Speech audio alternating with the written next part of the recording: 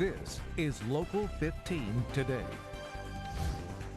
Good morning, everyone. We want to thank you for joining us for Local 15 Today on this Friday, July 3rd, heading into the holiday. I'm Darwin Singleton. And I'm Kelly Joseph. Get straight to your top stories right now. The largest environmental disaster in U.S. history has resulted in a historic financial settlement. Alabama will get $2.3 billion from BP as a result of this 2010 BP oil spill. While one of our local leaders, though, still has concerns with this settlement. And even though billions of dollars will be coming into the state, hear from Biola Battery's residents on why they aren't sure if the funds will help their small town. And today kicks off the 4th of July weekend, how you can serve your family an Independence Day meal that they will not forget. These and other stories and national and international headlines all coming your way. But first, we want to get a look at this morning's weather with meteorologist Deidre Tate. And Deidre, we're grilling out in the parking lot with Texas Roadhouse this morning. That's right. We're getting started early. Are we going to have good grilling weather for the entire weekend? For the entire day, yes. For the entire weekend, we're going to have to watch out for a few storms because, unfortunately, our weekend does include some showery activity, but not a washout. Right now, it's 77 degrees in Mobile. It's dry. It's 80 in Pensacola, and it's 82 in Destin with 76 for Evergreen. Here's the breakdown. We'll keep it dry through the morning. By 9 o'clock, 83. By noon, a mix of sunny clouds, 89. And then this afternoon, we're going to top out around 90. We're expecting about a 20% chance of rain only. And then we're going to have heat indices approaching 100. So let's go ahead and take a look at traffic. Looks good. Making your way into the George Wallace Tunnel. No problems there. Thankfully, we're not battling fog this morning. We do have a lot of moisture in the air, but it looks good over the Bayway. No problems to report. And a view of I-10 at the Daphne exit, no problems. Thank you, Dee. But here is a traffic issue you do need to be aware of this morning. Right now, one lane of I-10 westbound now has been reopened near the Alabama-Florida state line. Both lanes were closed after an 18-wheeler flipped over at mile marker 57. We're taking a look at a camera. This is just west of the accident, but you can still see some traffic backed up. While you were sleeping, around 1:30 this morning, Alabama State Troopers confirmed a truck driver lost control. No injuries have been reported, but again, and at one time both lanes were closed, but again, one lane now open on the westbound side, so be mindful of that if your traffic and travel plans take you in and around this area. Let's get to our big story this morning at 6 a.m.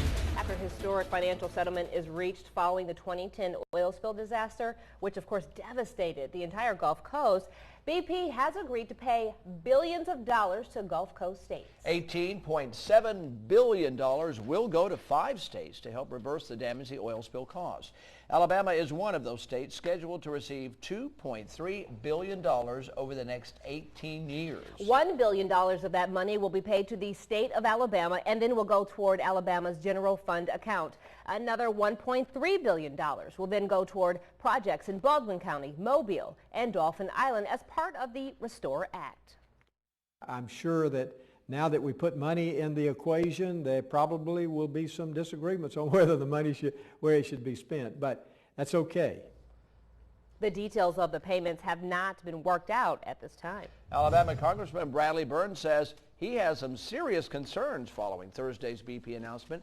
Mr. Burns says the money should flow directly to the Gulf Coast and not into other functions of federal and state government. He released a statement which reads in part, "Communities on the Gulf Coast are the ones who were directly hit by this tragedy, and it would be a mistake to hand control over the settlement money to the state and federal governments instead of our local coastal communities."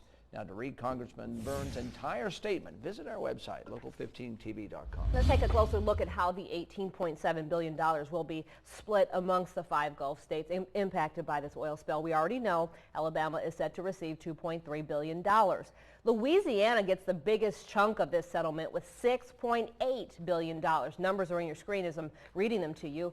Texas will receive more than $4 billion, and the state of Mississippi is looking to receive $2.2 billion. Restore Centers of Excellence in each of the 5 Gulf states will also receive a portion of $5.5 billion in Clean Water Act fines. Some of the funds Alabama is receiving from the settlement are also expected to make its way down to Biola Battery, but there are some local fishermen who are worried about the settlement and BP's promises. They say they need the funds to help keep their businesses literally afloat. We're a working community, and that's for a reason, because we're commercial fishermen, and our men work hard, put their lives on the line every day to bring shrimp and fish to people, and crabs and oysters that that they can eat and enjoy. City officials tell Local 15 News that they're hoping to work together to draft up a plan to use the money if and when the funds come their way.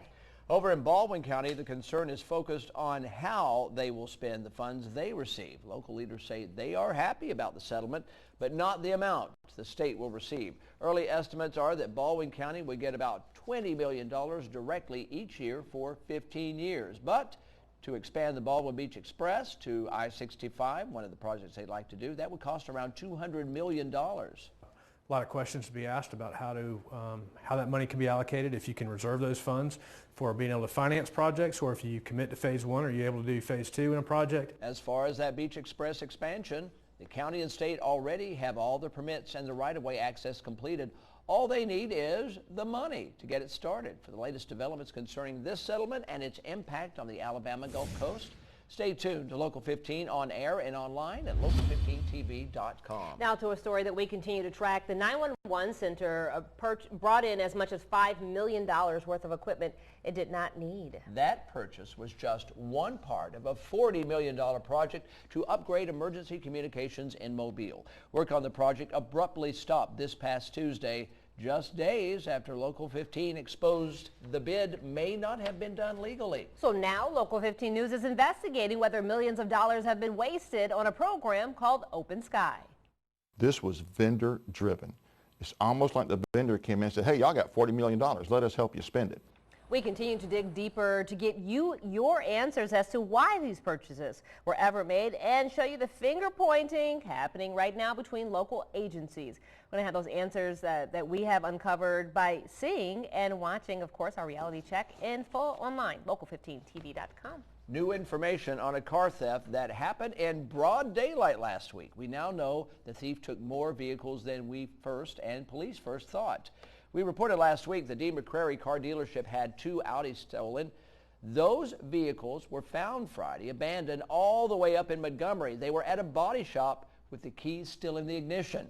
Meanwhile, the Joe Bullard Cadillac Escalade, well, it was discovered missing this week during an inventory check at the dealership here in Mobile. Police believe that was taken the same day the 2 Audis were stolen down the street.